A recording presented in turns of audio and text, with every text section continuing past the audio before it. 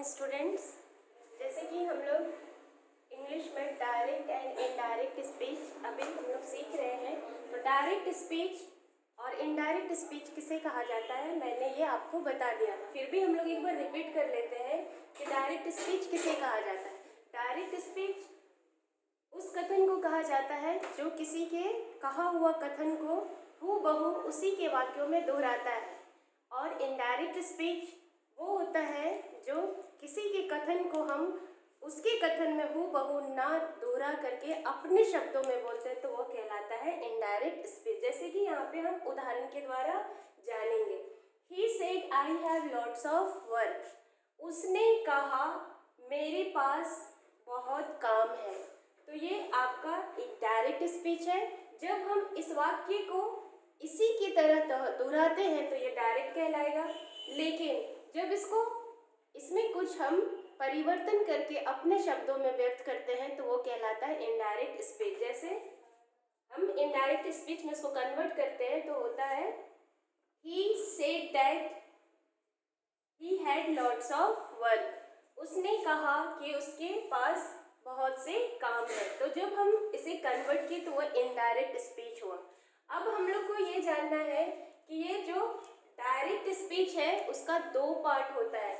जैसे ये कोमा से घिरा हुआ है वो है रिपोर्टिंग वर्ब, और जो इन्वर्टेड कोमा के अंदर है वो कहलाता है रिपोर्टेड स्पीच। और जब कभी भी परिवर्तन किया जाता है तो रिपोर्टेड स्पीच को परिवर्तन किया जाता है।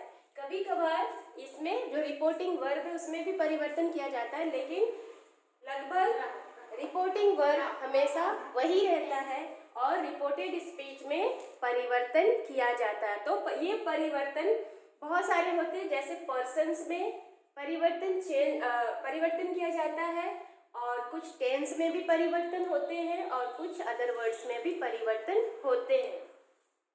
तो हमने ये जान लिया है कि reporting verb and reported speech. अब इसके कुछ जनरल रूल्स हैं उसको हम लोग देखेंगे।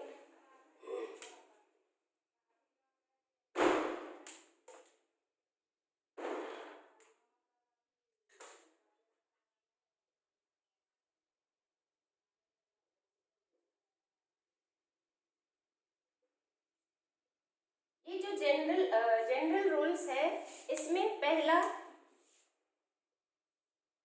जब फर्स्ट पर्सन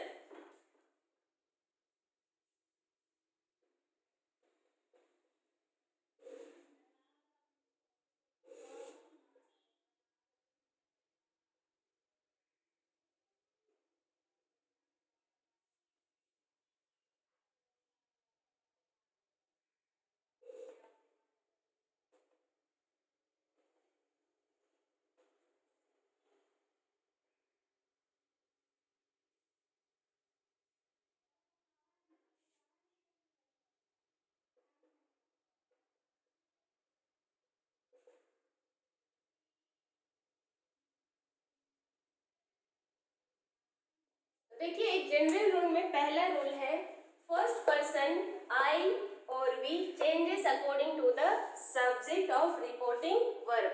तो जब कभी भी हम यहाँ परिवर्तन करते हैं तो ये जो फर्स्ट पर्सन है ये मैंने कहा कि हमेशा चेंज किया जाता है रिपोर्टेड स्पीच को।